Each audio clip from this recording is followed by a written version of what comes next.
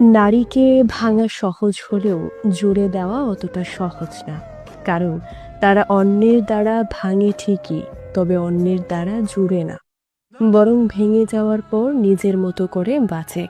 বাঁচে নীরবতায়, একাকী, নিঃসঙ্গতায়। কারণ সে ভাঙার আগে তার সর্বোচ্চটা দিয়ে চেষ্টা করেছে সেটা যেন না ভাঙে। কিন্তু তার চেষ্টার ফল যখন শূন্য হয়, তখন সে বাধ্য হয় সেখান থেকে সরে আসতে। সে বাধ্য হয় ওই ভাঙন থেকে নিজেকে সরিয়ে নিতে।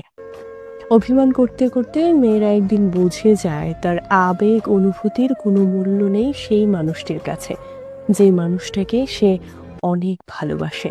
তারপর একদিন অভিমান করাই ছেড়ে দেয়। নরম মনটাকে একটা কঠিন মুরুকে মরে নেয়। তাকে কে ভালোবাসলো, কে বাসলো না, কে পাত্তা দিল, কে পাত্তা দিল না, তাতে তার কিচ্ছু যায় আসে না। মানুষ বদলে গেলে ভয়ঙ্করভাবে বদলে যায়। মাটি একবার পুড়ে গেলে তার কোমলতা হারিয়ে যায়।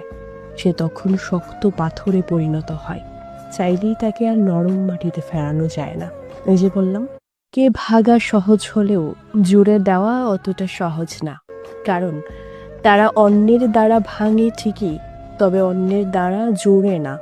বরং ভেঙে যাওয়ার পর নিজের মতো করে বাঁচে নীরবতায়, বাঁচে একাকী।